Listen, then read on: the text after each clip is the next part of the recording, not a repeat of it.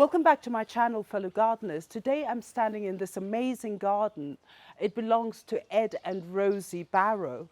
Now this amazing garden, look at the greenery around. It's like a forest and they call it 1,000 shades of green.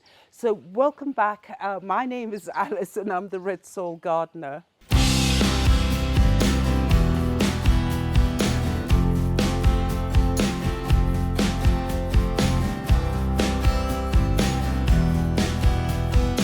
Hey Rosie, Ed. Hi Alice. Yeah, thank you so much for inviting us to your beautiful garden. We're really happy we can share. Yeah, this it's space, amazing. huh? Yeah.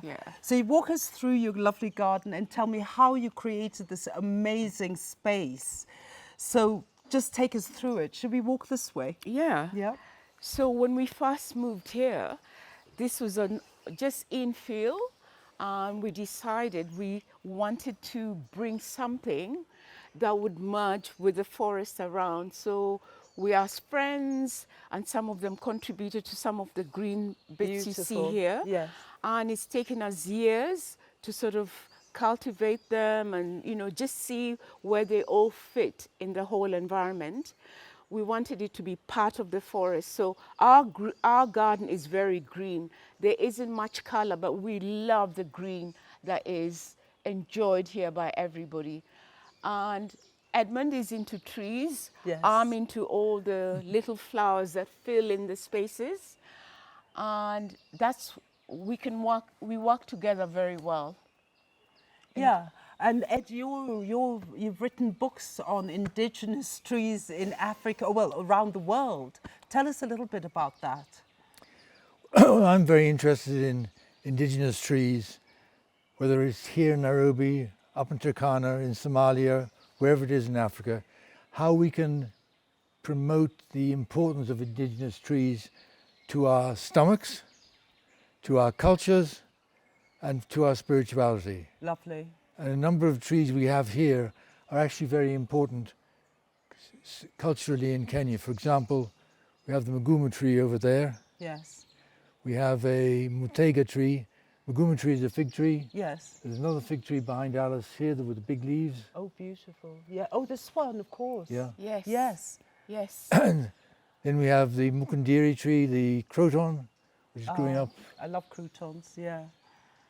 And over there we have a Mutaiga tree, which is also called in English the chili tree, because the leaves are very hot and are very important medicinal trees. Should we walk over there? Let's Yeah. walk Yes, over there and then yeah. we have a really good look at the Yes. Mugumo tree. And maybe Yeah. you can tell us a little bit more about the Mugumo tree, because it is quite sacred in Kenya. It is very much part of Yeah. the African cultural Culture. traditions Yeah. and things. Here in Kenya, this tree is made famous by a Nobel Peace Prize winner, Wangari Maathai. She learned a lot about Muguma trees from her mother up in around Mount Kenya. But the Muguma tree is sacred in every single country where it is found growing naturally. So it is sacred across Africa. Similar Muguma trees are sacred in India, South China, Thailand, etc., etc. So it's an extremely important tree. This tree here we purposely keep it trimmed down, otherwise the roots might get very big and undermine the walls of the house. So we keep pruning it back, like getting a haircut. And growing on here is some of the old man's beard. Yeah. It actually looks very dramatic when you Yeah. hang it there. Yeah, it does. This is lovely. Now, you talked about the Muthaiga tree, the chili tree. Come, let's go and have a nip at the leaves. Yeah. So this is it. This is the Mutega tree, and it's what Mutega Country Club is named after. It's named after the Mutega tree. Yeah. And if you want to, you're quite welcome to have a chew. I'm going to have a chew. I know what it tastes like. It's got a lovely flavour also. It's got an aroma. And if you have, And then I can feel the chili now. I can feel it on my tongue. Yeah. if you have a toothache or infection, Oh, really? So it's medicinal. Yeah, You yeah, can- it's very Very important. medicinal. Very important But medicinal tell me, tree. can you cook with this? Yep, You can do it like a I curry leaf. presume you can. Oh, interesting. I'm going to take this home with me. Yeah. And this tree started off life as a seed ball from Teddy Kenyan Dewey's. Ah, Teddy, yes, yes. We know Teddy. We've done a channel with him. Yeah. And he and our son Richard threw a number of seed balls in the garden here. Yeah. And this is one of them. Oh, interesting. It's about, Lovely. how old is this? How old is this I think tree? this is 5 years old. Five to six. Oh, it's years. quite tall Yeah, yeah. for Yeah, five. it grows yeah? very quickly. Yeah. Yeah, lovely. And I love this. It looks Yeah. very dramatic. Thank you. Very, very nice. Thank you. Lovely feature. When it rains, this changes to green. Yeah, Yeah. beautiful. Yeah. Very nice. Now tell me, that's a citronella tree, bush. Bush. Yeah, and Yeah. even the one behind one you. behind you. is a- Yeah. yeah. And basically, tell us more about it. Let me move here. Yeah. So the citronella tree is supposed to repel mosquitoes, and this was given as a present by our younger son, Richard. When he went up to Limuru, he saw loads of these, and the lady up there explained to him how it repels the mosquitoes. And I can smell that. yeah, but my feeling is we all need to learn how to extract the oil, Yes. which would be such a good idea. But it's got the most amazing fragrance to it, and a lot of people use it in candles and also in soaps. And I think it's one of those things that a lot of people put for the mosquito repellent Yeah. properties. I think it's such a good idea to plant it where you've got a lot of mosquitoes, and Yeah. it just helps to repel, huh? Yeah, and you know the thing is, I think because it's such a big bush. Look at that. Yes, it also, is. It is. If one could learn how to really do extract the oil, yes. you can make so many things. So like I you promise said. you, next time I'll make sure that we We have the contact. essential yeah, oils. yes, I know, it's really amazing. Huh? Have you? I love the Yeah. smell. Because this has Isn't it been cut lovely? back a number of times. Oh wow, yeah. Yes, we keep cutting it back and everything. Otherwise, it'll grow. But most probably you don't get any mosquitoes. No, we don't. in the kitchen. No, we yeah, don't. because We the, don't. The bush. We used to, but Yeah. we don't. Not Not anymore. anymore. Not anymore. Lovely. Yeah. So now walk anymore. us here through this. Yeah. So here.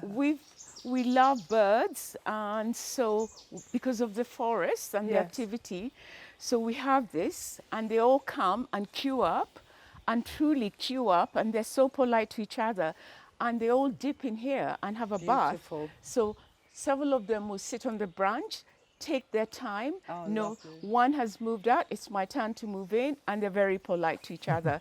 And during the hot season, they all come here to cool down, and we love to watch them from up there. And of course, we have a variety of them. Edmund will tell you how many Yeah, varieties tell us about we your have. huh? birds, because I can hear all this chatter behind me. Well, they're not my birds. This is one of the important bird areas of Kenya. Yeah, And yet we are very close to the centre of Nairobi city. yes. And there are something like 150 varieties of bird in this area, stretching Alone. up from Mary Leakey School that way Yeah. and right down towards Spring Valley. Uh-huh. And we've seen fish eagles here, Wow. fishing crested eagles, sacred ibis. There's a whole variety of birds. 3 types of kingfisher: the giant kingfisher, the Is that the Malachi black king- and white one? Yeah, the black and yeah. white one. Yes. Yeah, giant one, the Malachi kingfisher, lovely. and the pygmy kingfisher, Oh, sweet. who's tiny. I'm getting all carried. Yeah, I sort know. of So it's emotional. really lovely to Yeah. listen to them as we can hear them now. And somebody did a study and Yeah. they gave us all the names. Huh? So if you're a bird watcher, welcome, Yeah. because this lovely sanctuary here supports the Egyptian geese. It also supports the Cormorants. cormorants, and there are loads of cormorant families down there. Lovely. We also have the lovely swimming Otters. otters, Otters. that Ah. come and visit. They pop up now and again. which is such an incredible experience Yeah. to watch, and to know we have them in this environment. And it's also, So- you know, if you think about Nairobi expanding and becoming a concrete jungle, Yes. it's probably this is their safe refuge, Safe you know. haven. Yeah, Yes, it's place true. where they It's true. just feel And I safe. feel everybody can create a small little green space. You don't need a big garden. Yeah. And it's very healing to have greenery around you. If you have someone who's not feeling very well, take them to a green space and they'll rejuvenate straight away. Something to do with nature, it really gifts us. Yeah. So now tell me, Rosie, I love your garden, really. Tell me, what is all this, all these creepers going up the trees? What was the idea behind it? So we wanted to make sure the greenery also continued. Instead of seeing tree trunks, there was some interest. We just wanted to add some interest.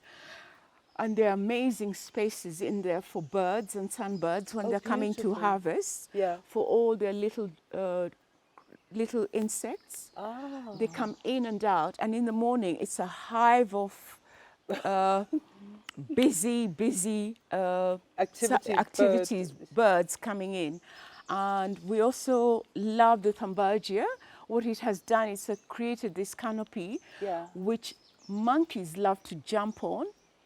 They have an amazing time swinging on it, and it seems to be quite strong. Yeah. So it's got so many little bits and pieces, and also we've got the lovely The ferns. the ferns, Yes. which also creates another interest to Yeah. the garden.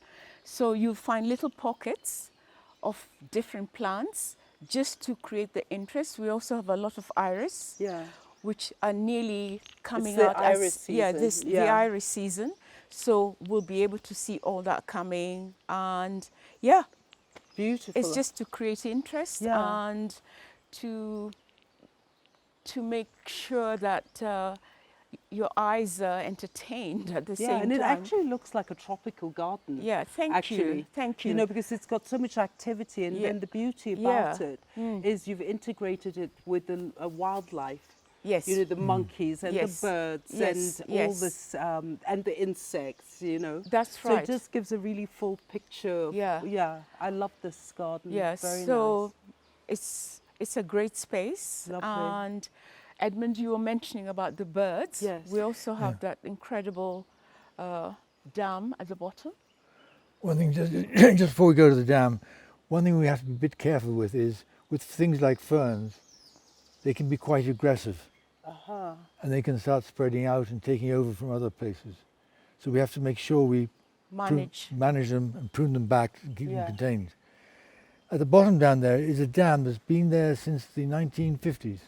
Was it for the coffee plantation? For the coffee It was. plantation of Uh-huh. the, I guess, the colonial farmers at the time here, as well as and then for the university. Oh, yeah. The university still used the dam for The coffee. watering their fields, etc. up top. Yeah. On that side there is the Kibeti campus of Nairobi University, Yes, yes. The agricultural. where Yeah. you will also find the Wangari Maathai Institute Oh, bless after, her. after the Nobel Peace Prize winner. Yeah. So we're very lucky in the sense that we have both sides of the valley are green. Yeah.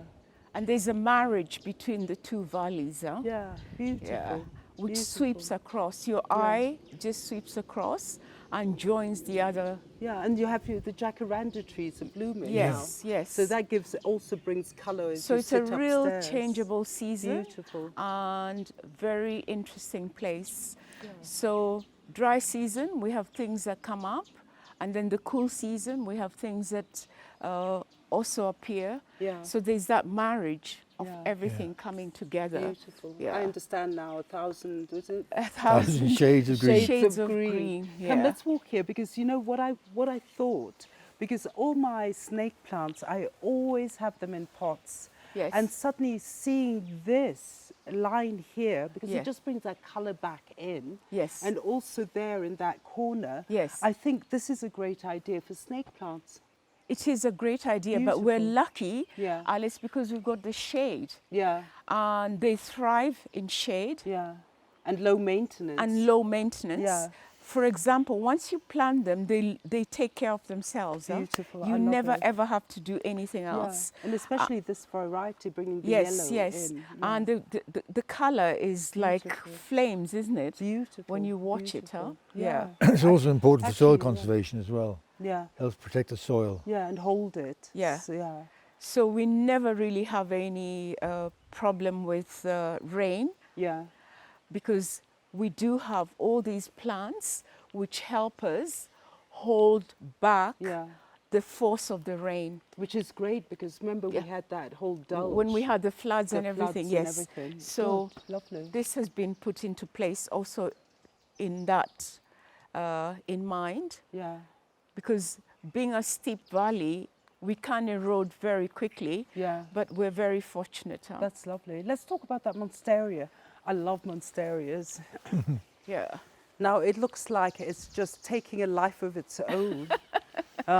If we allow it, it will take over, but Yeah. we try and manage it. Yeah. We try and manage it because that's also an interest. Huh? Yeah. It creates another interest in it. And then we have what we call the cocoa plant. Oh, I love those. Yeah, Yeah, the foliage. this one.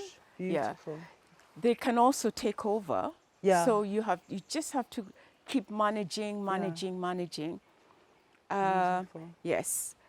Now, I'm interested because Ed had talked to me last time about your compost, Yes. which I think is a really good idea. And I think a lot of people in Nairobi now are starting to do their own little compost. Yes. Now, maybe we can have Yes. a look So at it. I will Yeah? let Edmund take Yeah. that bit because Yeah. he's the master. He's the master of the compost. Yeah, he's Come, the let's master have of a the look at this. compost. We compost all our organic waste here.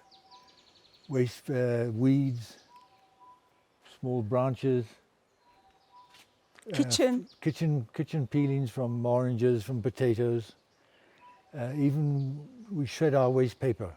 Oh, that's really good. Yeah. And it all goes into here. Aha. And that's all the organic Yeah. stuff. It's all the organic. You can't put cheese or meat in there because Yeah. that will attract rats. Okay. And Yes. this is your, like, the leaves and... The leaves go in here, the peelings from the potatoes, from the oranges, etc., all go in here, and they gradually sink down, and eventually, out the bottom here, Oh, yeah. you start to get compost. Yeah. Now tell me, Ed, how long does it take to get to this stage? When it's hot, Yeah. it's probably about two months 2 months. from going in here. But the great thing is you can continually take off compost. Okay, so you can actually, as you take from the base, You put in, it goes down again. Yeah. and all this is going down all the time. Yeah. This is actually the very best way to do it because it's organic, doesn't have any chemicals, it's all natural, and the worms that are there love to be fed, and this is what they give us. Many of us tend to burn our waste paper. Yeah. You don't have to burn your waste paper. You can chop it up fine or shred it Yeah. and mix it in. We haven't put any in here recently, but you can mix it in here with leaves and Beautiful. peelings from potatoes and so forth, and it'll gradually break down. Yeah. And then you can actually, even if you've had a fire, like the charcoal and stuff, or Yes. the ashes Ash, yeah, from the a jivu, fire. yeah, jivu. Chuck it in here. Yeah, chuck it and in mix there. it Yeah, in. Lovely. Okay, I'd love to thank Rosie and Ed for having invited us to her beautiful garden, both of them, their Oh, garden. thank you. And also we've learnt a lot. We've learnt a lot about dams, we've learnt a lot about the birds that come to visit. We've learnt a lot about the monkeys that use the Thumbergia as a slide. And it's such a beautiful garden. And I think, I totally do believe it's the garden 1,000... tell me. 1,000 greens. 1,000 shades of green. It's 1,000 shades of green because I just love it. So, fellow gardeners, thank you so much for joining us. And don't forget to like, share, press the notification button. And don't forget to subscribe to the channel because it does mean a lot to us. And don't forget, we're on Instagram, we're on Facebook. Do send me a comment on YouTube or Instagram. I'm always there to help you and to always answer you. And thank you so much, Rosie and Ed, You're very welcome. Yeah. for such a beautiful experience. Oh, you're very welcome, yeah. Alice. I hope a lot of people will start doing gardening. Just a small little pot, Yeah. some green space. Exactly. And enjoy that. It doesn't have to be a massive garden. Yeah. You can see loads of pots here. Yeah. And we really appreciate you coming because you. we wanted to share this experience with everybody. Yeah, thank And you. Thank you. Thank you. Thank you Ed. very much for Yeah. coming. Thank you, Alice. And by the way, Ed does have his book, so we are going to put his book. Could you tell us the title? The title of the book is Our Future in Nature, Trees, Spirituality and Ecology, Well-being and Peace. And it looks at trees from a slightly different perspective, from how they are important to us culturally, spiritually, Lovely. as well as functionally. And what I found out in my research for this book is wherever in the world there is a tree, there is a sacred tree. Doesn't matter whether it's in north of Norway, Congo Basin, Kenya, South Africa, Thailand, etc., etc., etc. So this book focuses on the spirituality of trees and how they are important to us to reduce our stress from day-to-day living. And interestingly, trees exude certain chemicals which are really important for us and help reduce cancer, Yeah. which most people aren't aware of. In China, Japan, South Korea, and Japan especially, doctors there will prescribe people, I'm prescribing you an hour's walk in nature, an hour's walk in a forest, and they call it forest bathing. I love that. And it So helps lovely. to reduce the stress. Forest bathing. Helps reduce the stress of daily life, as well as then reduce the incidence of cancer. And that's one reason why Japan has some of the highest percentages of forests in the world, yet it is one of the most densely populated countries Yeah. of the world. And this book is available on Amazon as well as from the publisher. So what we'll do is we'll put that link below. So do go and get yourself one and learn all about trees. And I love the spiritual aspect of it. Yes. Yes. Thank yes. you. Here's one tree. It's called the yew tree. This tree is between 4,000 and 6,000 years old. It's either the oldest or one of the oldest trees in the world. And it's been sacred since way before Christianity. Wow. And it's still sacred. Nice. Thank you. Thank you so much. Thank you, Ed. So, fellow gardeners, we're going to have a look in our next episode, Rosie's Herbal Garden. She has inspired me, and I am actually changing my vegetable garden because of this inspiration. So, thank you. We'll see you in Rosie's Yeah, Herbal. Alice, you have inspired all of us with your Redsoil site. Yeah. You've made us love nature again. Thank you, Alice. Thank you.